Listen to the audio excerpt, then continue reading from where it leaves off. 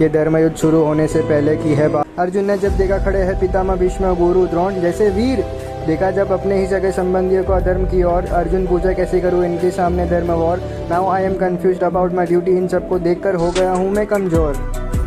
Can you guess अब क्या होगा फिर? हिम्मत अर्जुन ने भी छोड़ी थी, मन ना रह पाया उसका भी स्थिर। अर्जुन के हाथों से उसका गांडीव फिसल के गया था गिर। चरणों पर बैठकर अपने दोनों हाथ जोड़कर बोला, I am asking you tell me for certain what is best for me. Now I am your disciple. अब जो केशव की वाणी शुरू हुई, कहे इस जगत में ऐसा कभी हुआ नहीं जब ये नहीं जन्मे हो, इन्हें दूसरी काया मिलेगी क्योंकि सारे जीवात्मा हो, फिर से बच्चे बन के आओगे, लेकिन पिछले जन्म को नहीं याद कर पाओगे। एक बात समझ लो अर्जुन, कुछ नहीं है इस भौतिक जगत में परमानेंट। रह लो चाहे लग्जरियस मैंशन और आलीशान मकान में या फिर इंदर तंबू वाले टेंट, चाहे कितना भी कमा कर भर लो अपना जेब, क्योंकि आने वाले जन्म में रिपीट करना होगा जन्म मृत्यु जरा व्याधि वाला टिप।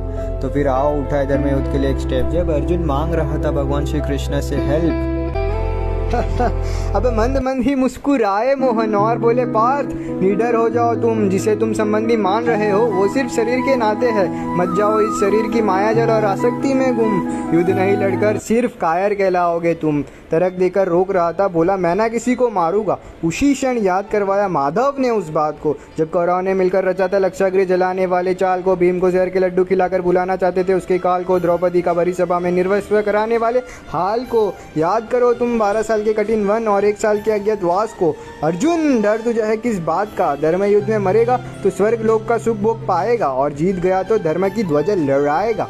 हस्तिनापुर और धरती पर तेरा ही नाम छाएगा।